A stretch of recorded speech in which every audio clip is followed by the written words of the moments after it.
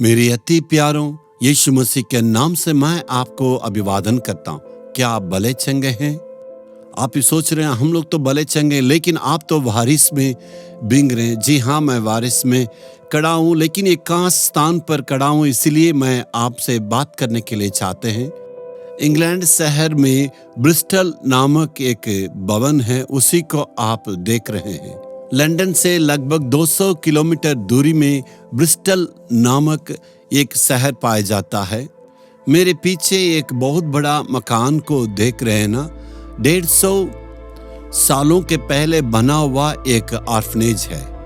George मुलर जो परमेश्वर का दास है, जहां गलियों में घूमने वाला अनाथ बच्चों को लेके पालने के लिए उन्होंने एक जिम्मेवारी को लिया। परमेश्वर ने उनके हाथ में एक जिम्मेवारी देने के चलते अनाथ आवारे बच्चे जो घूमने वाले, उन बच्चों को लेके पालन पोषण करके पढ़ाई करके उनके जीवन में बड़े करने के लिए प्रभु ने काम किया। उनका जन्म जर्मन देश में हुआ था। वो इंग्लैंड में मिशनरी बनकर यहाँ आए और एक कलीसिया का पादरी साहब के रह के इस सेवा किए। उसके बाद ये अनाथालय को काम को उन्होंने शुरू किया। इंग्लैंड भर से सारे अनाथ बच्चे यहाँ पर आए। मेरे सामने इस मकान को देख रहे ना, इस प्रकार कम से कम 1800 सालों में 5 मकान को उन्होंने बनाया था। 2000 से ज्यादा बच्चों को एक साथ इकट्ठा करके ठहराए और उनको खाना दिए और शिक्षा दिए। इस प्रकार उन्होंने काम किए। किसी से उन्होंने मदद नहीं मांगा, फंडरेजिंग नहीं किया था।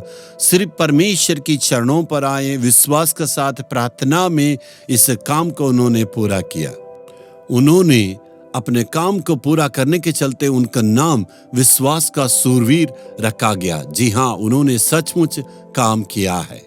उनके मरने के बाद कम से कम 50 साल तक वो सेवाएं ऐसे पूरे होते गया, लेकिन इंग्लैंड सरकार आने के बाद वो जिम्मेवारी लिए हैं। धीरे धीरे सब कुछ खत्म बंद हो गया था, लेकिन अभी इस मकान में देखिए बहुत बड़ा कॉलेज यहाँ चल रहा है। उनके जीवन में इतना बड़ा काम होने का संभावना ये कैसे रहा? उसने परमेश्वर पर विश्वास किया, बाइबल की वचन पर विश्वास किया। प्रभु विश्वास योग्य परमेश्वर समझ के प्रार्थना करके इतना बड़ा कार्य किए। आप भी विश्वास करने से ऐसे बड़े कार्य कर सकते हैं। परमेश्वर अद्भुत काम करता। परमेश्वर विश्वास योग्य परमेश्वर करके प्रार्थना करने के द्वारा आप भी इस कार्य कर सकते हैं। आज हम परमेश्वर के वचन क्या कहता है हम सुनेंगे।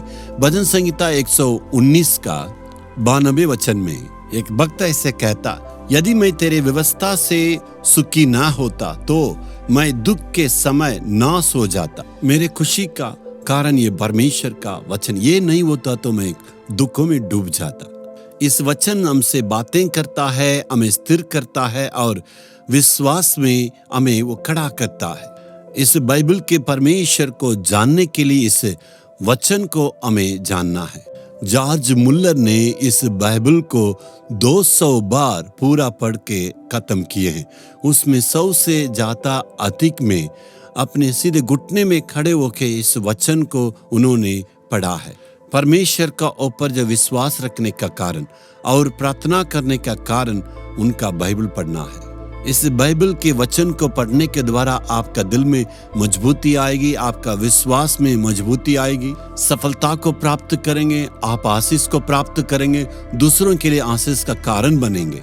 इसलिए परमेश्वर की ओर से आशीष को प्राप्त करने के लिए प्रभु से दुआ करके बोलना, हे प्रभु तेरे वचन से मैं प्यार करता हूँ, इस वचन को विश्वास करता हूँ, अध्ययन करने के लिए अर्पण करता हूँ, तू मुझसे बोलना है और आशीष दे, बहुतों के लिए हम इस्तेमाल करें।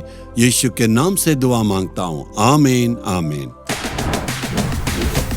Jesus redeem Hindi YouTube channel को सब्सक्राइब करें।